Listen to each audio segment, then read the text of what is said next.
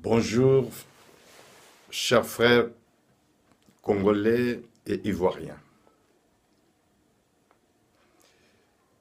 J'en profite de cette occasion pour répondre à notre frère ivoirien qui vient de répliquer sur la thèse d'empoisonnement de notre icône Papa Wemba en Côte d'Ivoire, plus précisément à Abidjan. Je viens de suivre longuement l'analyse de notre frère ivoirien, mais je pense que le monsieur ne rentre pas dans le détail. Il est en train de parler sans rentrer vraiment dans le détail. Mon frère ivoirien, vous incriminez cette mort inopinée aux musiciens de Papa Wemba qui l'avaient entouré lorsqu'il était tombé sur le podium. Comme quoi ils l'ont étouffé sans porter les secours. Je pense que le rôle de musicien, c'est d'utiliser les instruments ou de chanter. Le rôle des musiciens, ce n'est pas de porter des secours. Mais si, néanmoins, il y a un parmi eux qui a une notion de secourisme, il n'hésitera pas de porter secours à son collègue. Mais ce qui n'a pas été le cas chez le musicien de Papa Wemba. On sait bien que ce jeune musicien n'a aucune notion de secourisme. Ça, on le sait. Mais la grosse responsabilité du secourisme revient aux organisateurs des festivals qui nous ont apporté notre icône planétaire Papa Wemba. Messieurs, dans un festival de cette dimension, ils auraient pu prendre toutes les précautions de secourisme. On devrait avoir même les jeunes hommes qui avaient un gilet de secouriste porter même un sac de secourisme pour venir en aide à Papa Wemba. Ces jeunes hommes qui portaient le gilet de Croix-Rouge n'avaient aucune formation de secourisme. Ça, c'est une faille des organisateurs. Nous pensons que il n'y en avait pas que ces jeunes-là, inexpérimentés, mais il y avait d'autres, peut-être secouristes qui étaient à côté, qui ont négligé. C'est ça que vous oubliez. Si nous voulons mettre vraiment la thèse d'empoisonnement à côté, mais nous pouvons aussi quand même parler de non-assistance à personne en danger. C'est-à-dire qu'il y a eu une négligence totale pour la prise en charge médicale de Papa Wemba lorsqu'il s'est écroulé sur ce podium.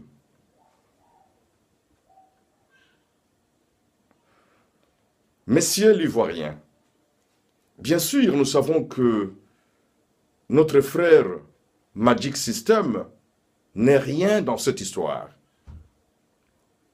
Au contraire, nous devons les soutenir comme vous le dites. Et nous les soutenons. Magic System n'est rien dans cette histoire, messieurs. Les problèmes que nous déplorons, c'est la prise en charge qui n'a pas été prise au moment où Papa était tombé sur le podium. La première des choses. Et lorsque nous évoquons la thèse d'empoisonnement, puisque là, vous nous parlez que Papa Wemba a utilisé le même micro jusqu'à la fin. Bien sûr, puisqu'on a vu les images Et lorsqu'il est venu poser son micro sur la perche dont vous faites allusion, oui, c'est le même micro qu'il a utilisé jusqu'à la fin. On est tout à fait d'accord avec vous. Mais il y a une question qui nous revient. Comment ce monsieur que vous appelez professionnel, technicien, qui est venu chercher la perche, parce que selon vous, le monsieur est venu arranger, je ne sais pas si c'est arranger, mais donner de l'espace à Papa Wemba puisque la perche est gênée. Messieurs, soyons sérieux. Puisque le même espace que Papa Wemba jouait, c'est là où ont défilé plusieurs groupes musicaux. Il n'y avait pas que les groupes de Papa Wemba. Il y avait beaucoup d'artistes qui sont passés avant Papa Wemba. Et ces gens-là n'étaient pas gênés par la perche. Il n'y a que le moment où Papa Wemba est monté sur le podium que la perche dérangeait Papa Wemba. Messieurs, je pense que cette hypothèse est à rejeter. Nous réfutons cette hypothèse. Et même si on peut vous croire que la perche gênait à Papa Wemba, et la perche, le monsieur ne pouvait pas venir récupérer la perche pour la ramener jusqu'où on ne sait pas, derrière là où il est parti. Il pouvait même la déplacer quelque part. Mais il y avait d'autres perches des musiciens de Papa Wemba. Cela veut dire que d'autres perches là ne gênaient pas. Il y avait que la perche de Papa Wemba qui gênait. Selon vous. C'est pour cela que les gars, il est venu chercher la perche. Et il est venu déplacer la perche pour laisser l'espace à Papa Wemba pour qu'il soit vraiment, qu'il joue librement. Ça n'a pas de sens, monsieur. Parce que, vous savez, messieurs, le même gars qui vous appelait professionnel, parce que s'il est professionnel, il doit quand même savoir comment arranger les instruments de musique. Placer les instruments, des perches. Chaque perche a sa place. La perche des leaders.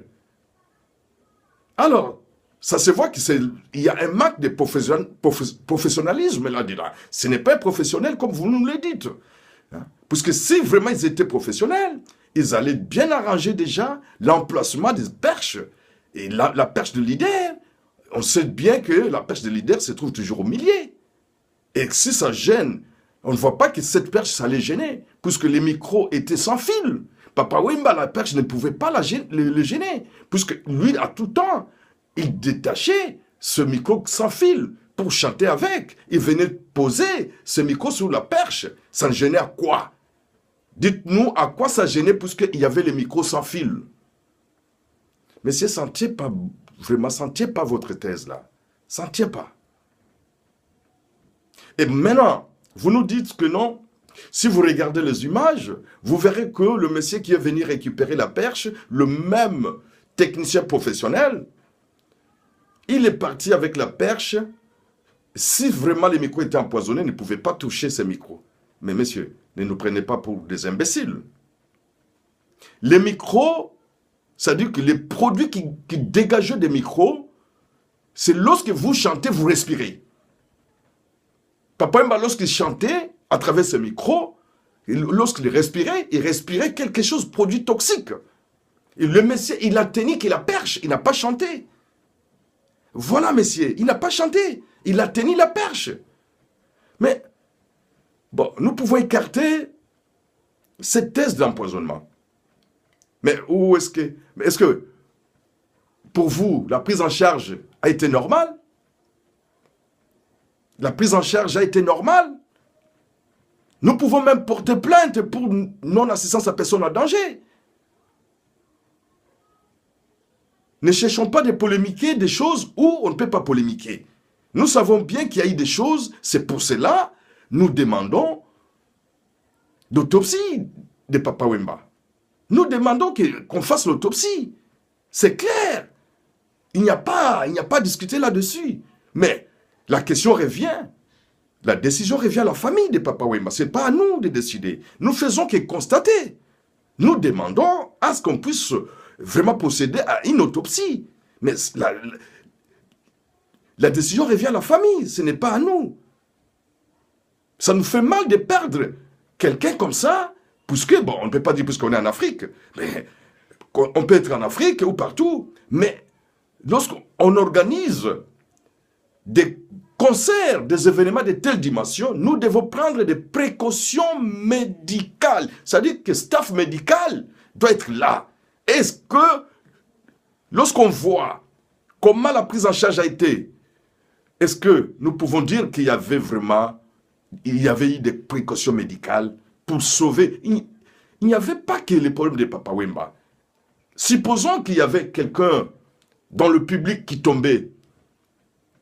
On allait perdre quand même quelqu'un comme ça, puisqu'il n'y a pas eu de précautions médicales pour prendre en charge des gens qui peuvent faire des malaises. Ce sont des choses qui peuvent nous apprendre dans l'avenir. Lorsqu'on organise des pareils événements, il faut qu'on prenne des précautions. Papa Wemba est déjà mort. On ne peut pas revenir là-dessus. On ne peut pas revenir là-dessus. Il est déjà mort, messieurs. Nous pouvons polémiquer, nous pouvons dire n'importe quoi, mais on ne peut pas le revenir en vie. Il est parti, c'est fini, nous avons perdu l'icône. Mais la vie est faite comme ça. La vie est faite comme ça. Nous acceptons que nous venons de perdre. C'est comme ça. Mais quand même, Papa Wemba a fait la gloire. La mort n'est rien. Vivre vécu sans gloire, c'est mourir tous les jours. Lui, au moins, il a fait la gloire. Nous sommes fiers de Papa Wemba. Mais ce que nous vous reprochons, que, vraiment dans l'avenir, il faut prendre des précautions lorsque vous organisez de pareils types d'événements. Et voilà notre souci. Et voilà, même si on parle des problèmes d'empoisonnement, puisqu'on n'arrive pas à comprendre les fameux professionnels que vous suggérez, que les familles professionnelles et techniciens professionnels, c'est là où ça pose des problèmes. C'est là où ça crée quand même des polémiques. Puisque le monsieur revient, il récupère la perche, il va avec la perche derrière, et puis il revient, il pose la perche, papa me vient pose le micro, et à un moment donné, quand Papa Wemba s'écoute, le monsieur vient récupérer la perche, il va s'éloigner, et vous dites que non, ben non, il ne pouvait pas porter secours, puisque les gens qui ont mal géré cette histoire, ce sont les musiciens de Papa Wemba qui l'ont entouré. Ils l'ont empêché vraiment de respirer l'air frais. Mais les secouristes, les fameux secouristes ivoiriens qui étaient à côté de ces gens-là, qu'est-ce qu'il a fait? Est-ce qu'il a utilisé vraiment les notions de secourisme? Il devait écarter tous ces gens-là, puisque ce sont déjà inexpérimentés, qui n'ont aucune notion. La première des choses qu'il devrait faire, procéder, c'est d'écarter tous ces gens-là, et puis commencer à allonger Papa Wemba latéralement, qu'on appelle position latérale de sécurité. Et commencer à masser Papa Wemba, passer au massage cardiaque. On pouvait peut-être sauver la vie de Papa Wemba.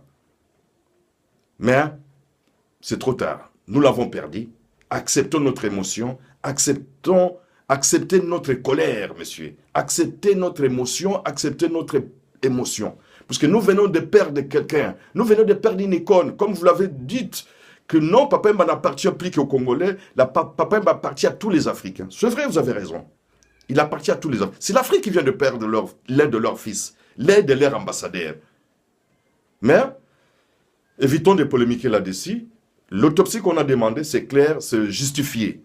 Parce que lorsqu'il y a des doutes, il faut vraiment éclairer quand même les gens. Mais comme ça n'a pas été fait, ça n'a pas été respecté, à la demande de tous ces gens qui ont demandé peut-être qu'on procède à l'autopsie, bon, on laisse tomber.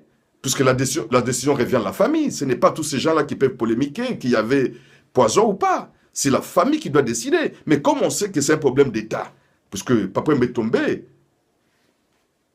à Côte d'Ivoire, il y a les gouvernements ivoiriens. De l'autre côté, il y a les gouvernements congolais. Les deux États ne peuvent pas se mettre en conflit. Ils doivent régler cette affaire entre eux. C'est pour cela que vous avez vu même, la famille de Papa Wemba ne pouvait même parler de l'autopsie. Nous les comprenons, puisque ce n'est pas nous. L'autopsie qu'on demande, ce n'est pas que nous voulons savoir qu'est-ce qui a emporté Papa Wemba.